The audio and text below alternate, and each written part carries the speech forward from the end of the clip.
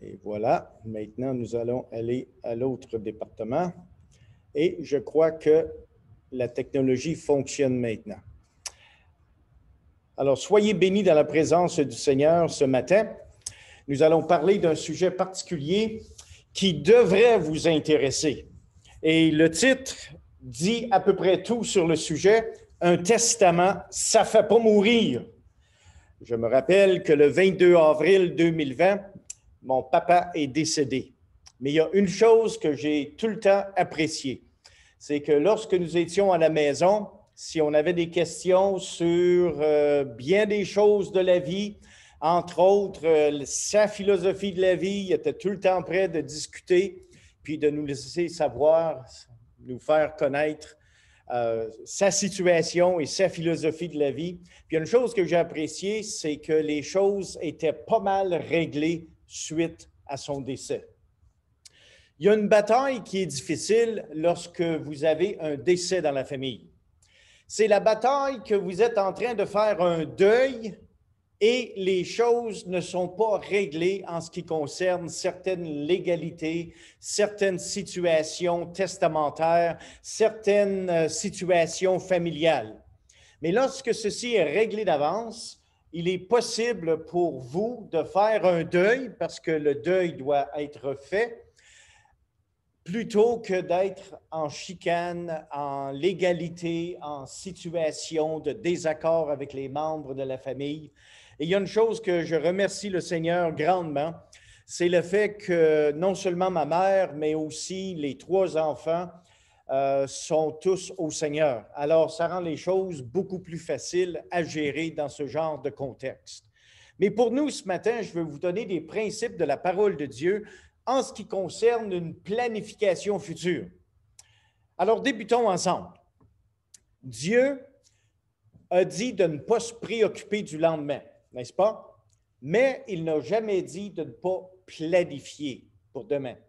Il faut faire une différence, bibliquement parlant, entre la planification et la préoccupation. Dans le passage de Matthieu, chapitre 6, que je vous inviterai de tourner dans quelques instants, il y a une chose que j'ai réalisée, c'est que ceux qui sont riches, eh bien, ils doivent planifier comment ils se débarrasseront de leurs richesses.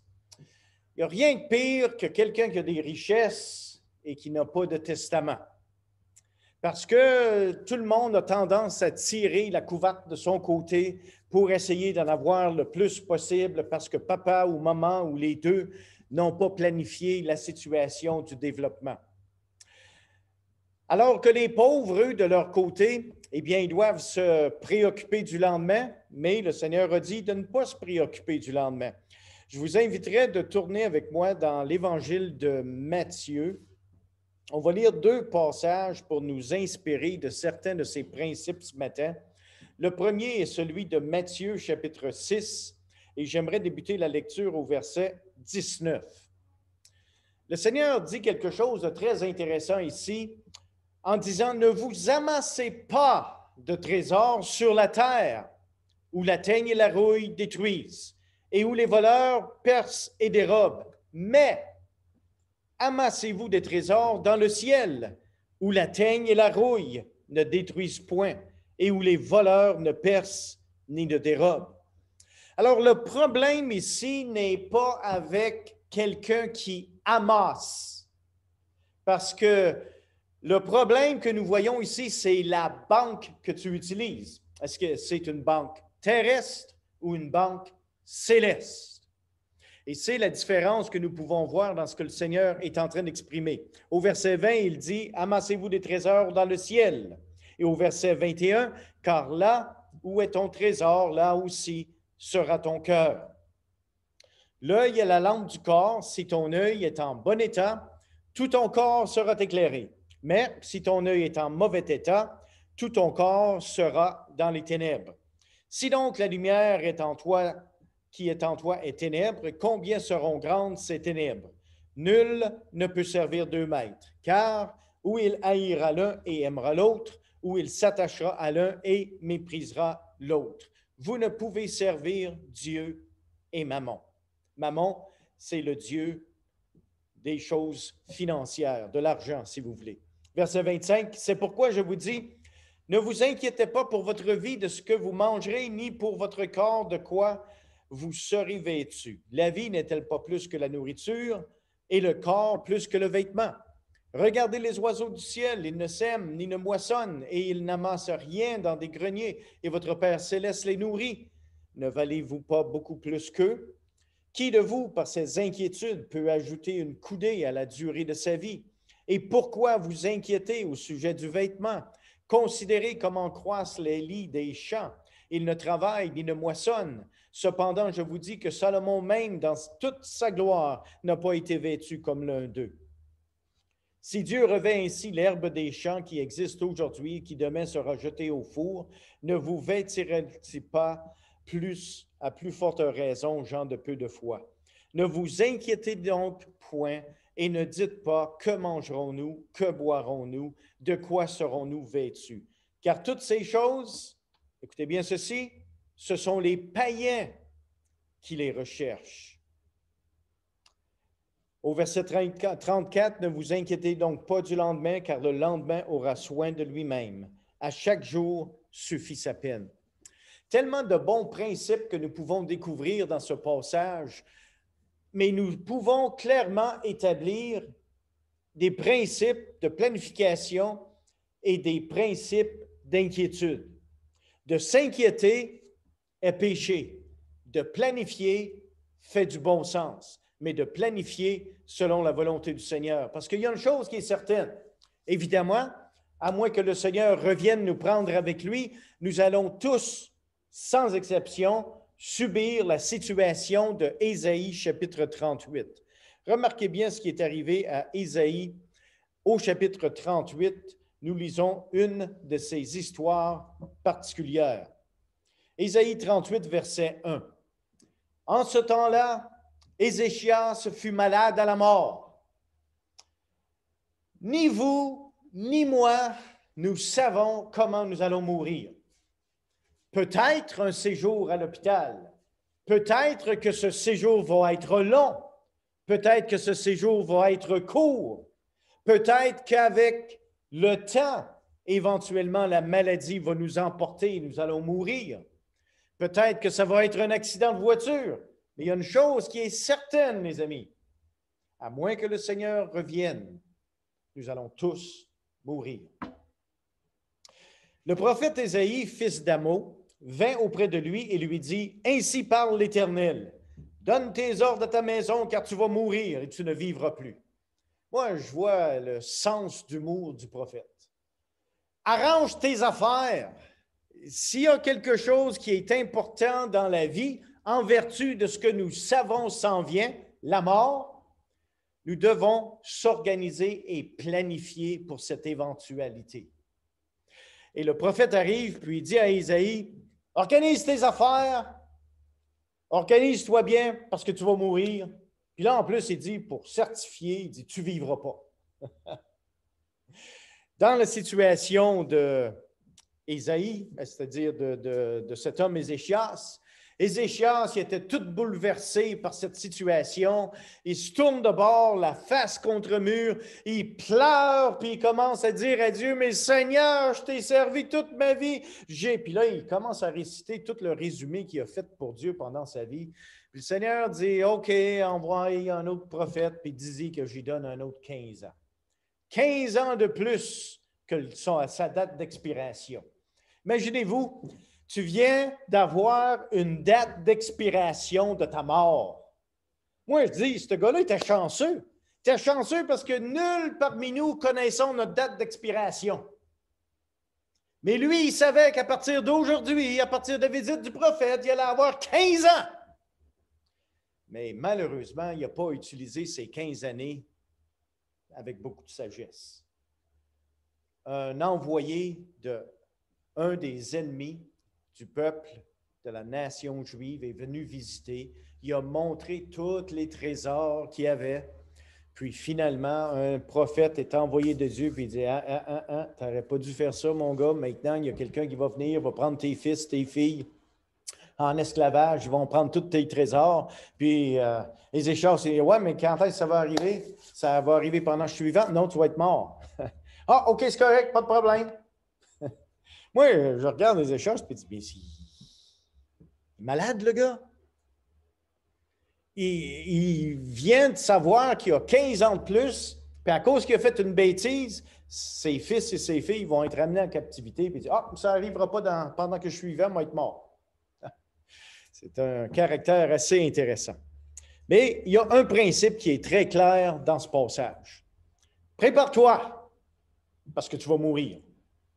Le message est clair. Si le Seigneur a cru bon et sage d'enregistrer cette situation d'Ézéchias dans les Saintes Écritures, c'est certainement parce que nous avons des leçons à apprendre.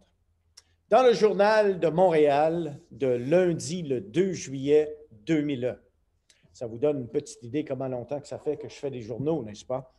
Eh bien, il y a une dame qui est une planificatrice financière, Anne Boivin, et elle a recommandé ceci, en fait, de testament.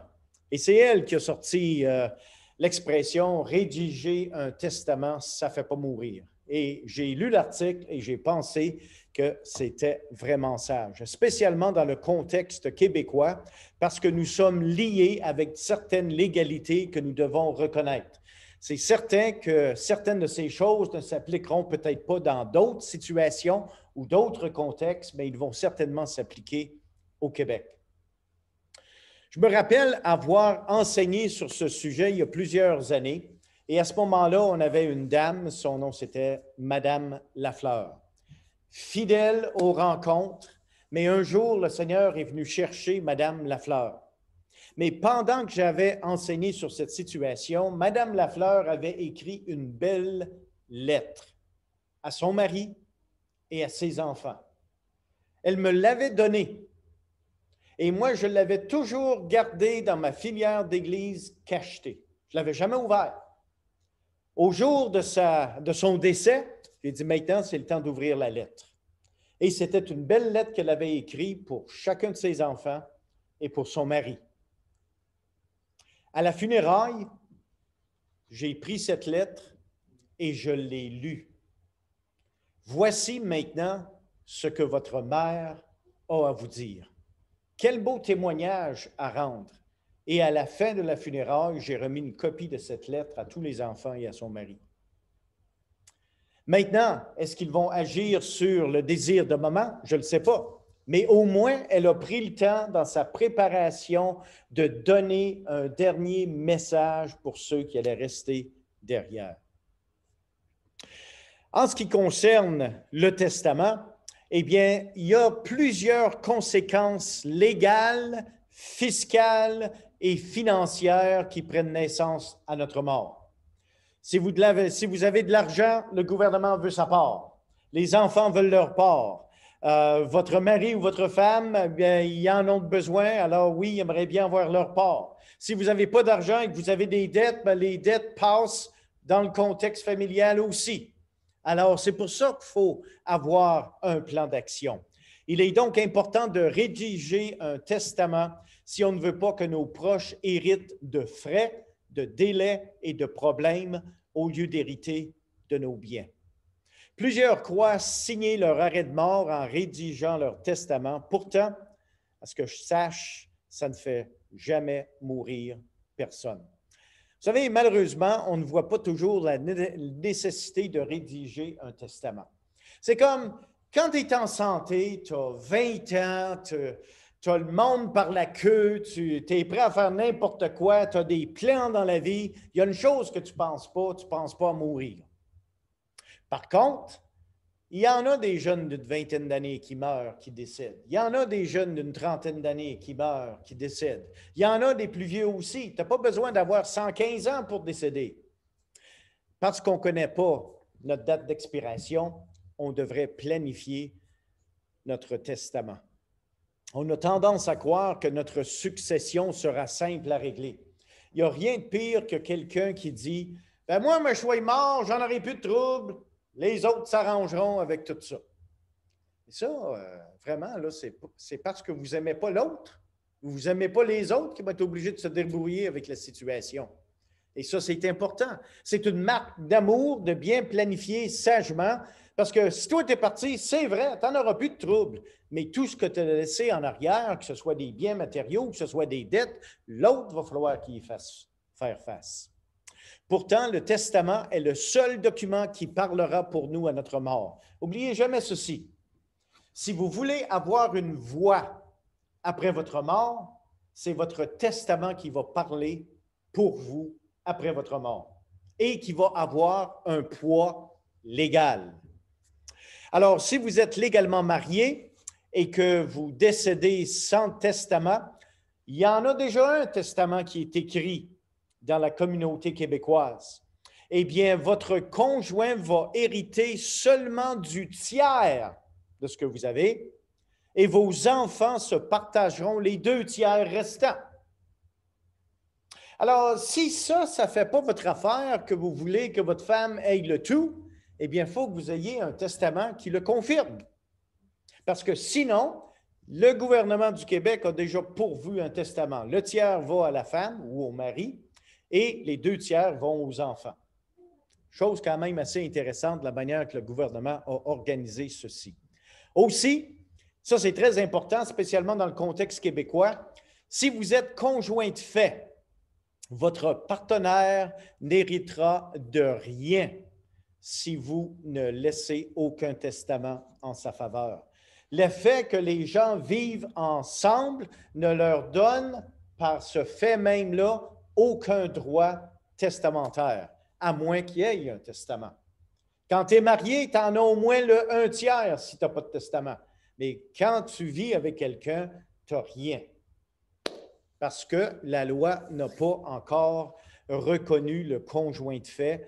Selon le Code civil du Québec, il ou elle n'existe pas. À votre décès, votre succession sera d'abord réglée considérant les lois du patrimoine familial, les clauses de donation à cause de mort dans votre contrat de mariage. Votre régime matrimonial sera également examiné. Votre testament sera examiné ou selon la dévolution légale prévue par le Code civil. Il y a des choses que vous ne pouvez pas éviter, mais il y a d'autres choses que vous pouvez arranger selon votre volonté. Le testament est tout simplement un acte juridique qui permet la transmission de vos biens selon vos volontés aux bénéficiaires de votre choix. Et il y a une chose que on n'a pas mentionné encore, c'est qu'il y a différentes sortes de testaments, mais celui-là que j'encourage, c'est le testament notarié. Parce que le testament notarié a une force légale. Vous pouvez avoir un testament que vous écrivez et que vous faites signer par 2 ou 3 témoins. Ça a une certaine force, mais dans une situation où les membres de la famille se chicanent et se tirent la couverte, il va falloir aller en cours pour faire respecter le testament et peut-être qu'il va être rejeté complètement. La même chose avec un testament qui est holographié. Holographié veut dire vous l'écrivez de votre propre main, puis vous gardez ceci, peut-être même vous envoyez une copie à chaque membre de la famille, mais même le testament holographié doit être certifié par un acte de cour. Alors, ce n'est pas quelque chose qui peut vraiment aider dans une situation où les membres de la famille ont tendance à se chicaner pour tirer la couverte. Alors, je vous suggère de considérer sérieusement un testament notarié. Alors, quels sont les aspects importants qui peuvent être traités dans votre testament? Bien, il y a les choses comme le liquidateur. C'est qui va s'occuper de trier tout ça? Il y a la nomination d'un tuteur si vous avez des enfants qui sont mineurs. Si tu meurs, ton mari meurt, les parents meurent, qui s'occupe des enfants? C'est important, ça prend quelqu'un de fiable, quelqu'un envers qui vous pouvez vous tourner et dire, eux vont élever les enfants d'une manière correcte, selon notre désir, selon notre volonté. La création d'une fiducie dans certaines situations, les legs, c'est-à-dire les dons ou le gel successoriel, les assurances vie. Il y a une chose en passant qui est très intéressante, c'est que bien des taxes et des impôts s'appliquent à des situations de biens matériaux. Mais il y a encore une chose que le gouvernement n'a pas réussi d'imposer, et c'est les assurances-vie. Si vous avez une assurance-vie qui est donnée aux héritiers, l'assurance-vie en entier va aux héritiers. Il y a les dons de bienveillance qui sont planifiés. Ça, c'est quelque chose qu'on doit penser, parce que si vous avez des biens, eh bien, ça va être imposé par le gouvernement à un certain niveau. Mais si par contre, vous avez un contrebalancier de dons, de charité, ceci va venir vous aider dans votre balance des choses, dans votre planification. Il y a aussi les préarrangements funéraires. Qui fait quoi? Où?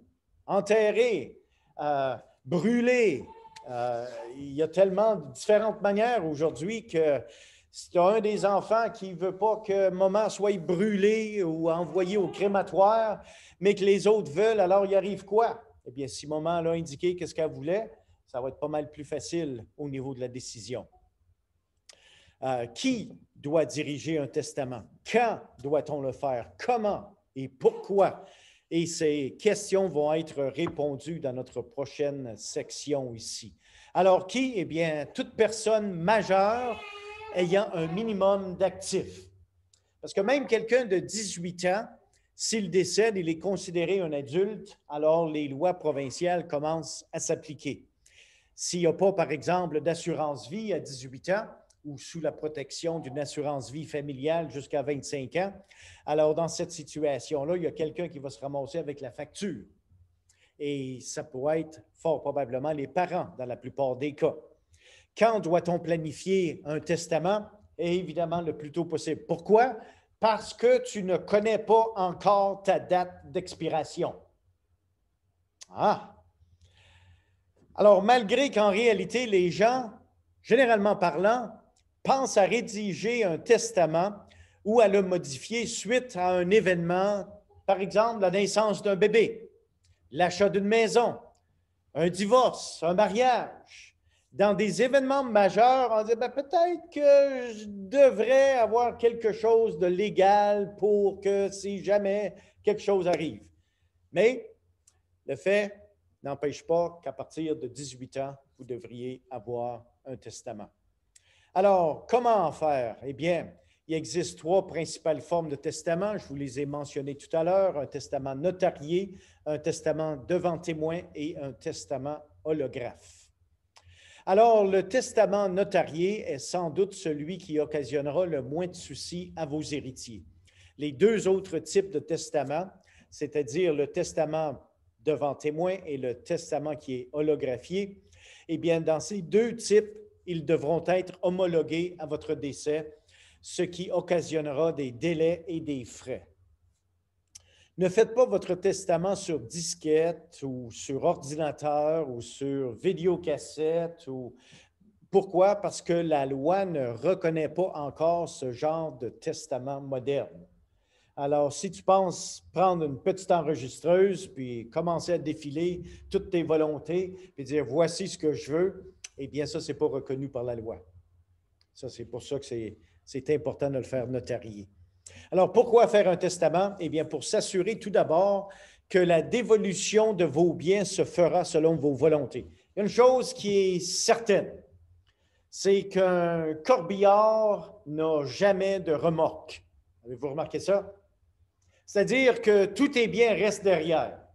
Tu ne peux pas rien emporter, peu importe ce que tu vas, ciel ou enfer. Alors, quand tu meurs, si tu as des biens, tu dois t'organiser pour qu'ils soient distribués. Sinon, le gouvernement va s'en occuper. Et croyez-moi, il va en garder une bonne part. Mieux encore, c'est pour éviter les problèmes, les délais, les frais et spécialement les déchirures familiales. Dans les plusieurs années de ministère, j'ai malheureusement vu de mes propres yeux plusieurs déchirures familiales suite à un décès. Parce que les choses étaient soit mal organisées ou tout simplement pas organisées.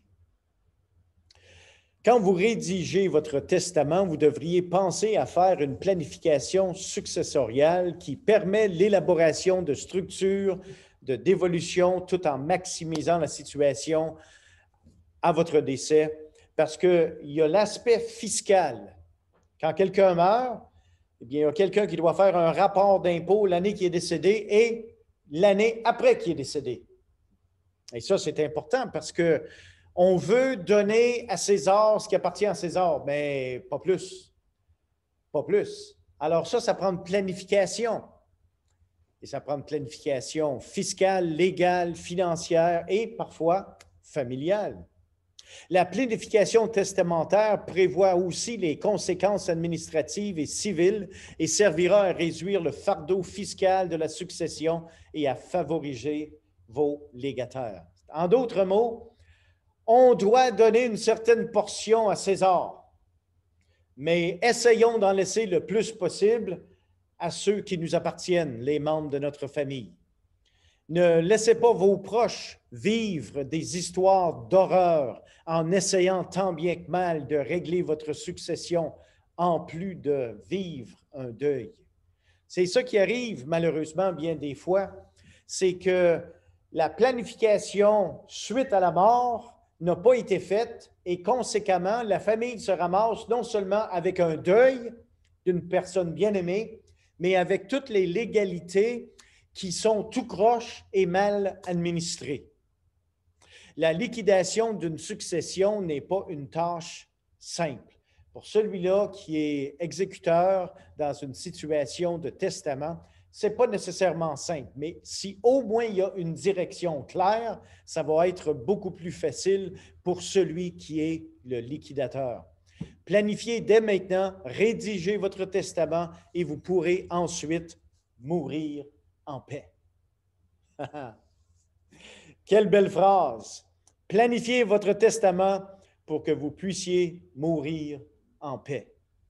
Moi, il y a une chose que je trouve grave, c'est quand quelqu'un se ramasse sur un lit d'hôpital, puis que le médecin arrive et dit « Qu'est-ce que tu as là? On ne peut rien faire. D'ici quelques semaines à un mois, tu vas être mort. » Il y a une manière un peu plus gentille de s'exprimer, là, mais ça revient au même. Alors, la personne, tout de suite, fait un appel à qui, vous pensez? Un notaire, parce qu'ils n'ont rien préparé d'avance. Mais les notaires sont occupés aussi. Mais un notaire qui vient sur le lit de l'hôpital pour faire un testament, premièrement, il faut qu'il s'assure que la personne est saine d'esprit.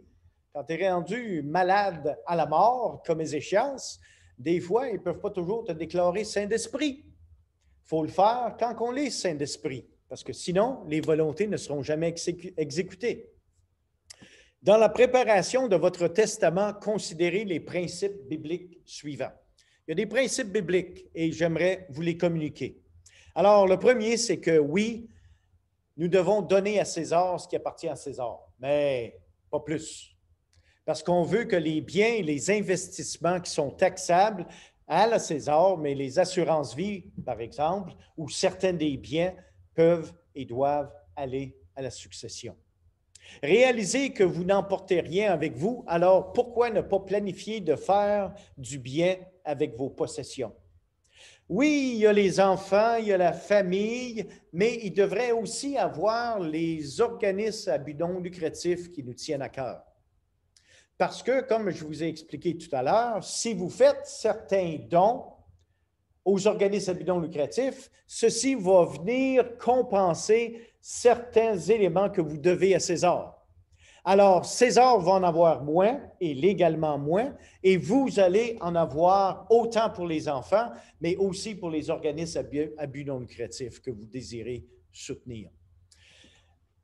Planifiez d'évangéliser après votre mort. Et ça, c'est un principe biblique que j'aime bien. Vous savez, on ne peut rien emmener avec nous. Mais il y a une chose qu'on peut faire, c'est qu'on peut l'envoyer d'avance. Comment est-ce qu'on l'envoie d'avance? C'est en planifiant avec un testament que certains de nos biens vont aller à la contribution d'organismes à but non lucratif qui vont être aidés dans le futur. C'est ce que j'appelle l'évangélisation au-delà de la mort. Souvenez-vous que Dieu n'a jamais été contre la bonne planification, mais il ne veut pas que vous vous préoccupiez du lendemain. Alors, ce matin, je te demande la question suivante. Es-tu prêt à mourir?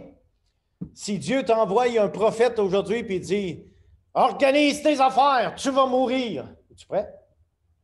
Ah ben, si tu vas faire comme Ézéchias, tu vas te tourner la face contre le mur. Tu vas pleurer avec des larmes bien chaudes. Oh, Seigneur, j'ai fait tellement de bonnes choses dans ma vie. En espérant que le Seigneur allonge ta vie quelques années. Es-tu prêt à mourir et de permettre à vos proches de faire votre deuil en paix selon votre volonté? Souvenez-vous que seul votre testament parlera pour vous légalement après votre décès. Si vous voulez avoir du poids légal après votre décès, occupez-vous de faire un testament selon votre volonté. Alors, j'espère que vous allez prendre à cœur l'édification que le Seigneur a mise sur le mien, mon cœur, et que vous allez pouvoir planifier dans votre contexte familial selon votre situation. Et pour vous, bien-aimés, j'espère aussi que la grâce du Seigneur Jésus-Christ va vous accompagner dans toutes les décisions que vous allez faire. Alors, soyez donc bénis.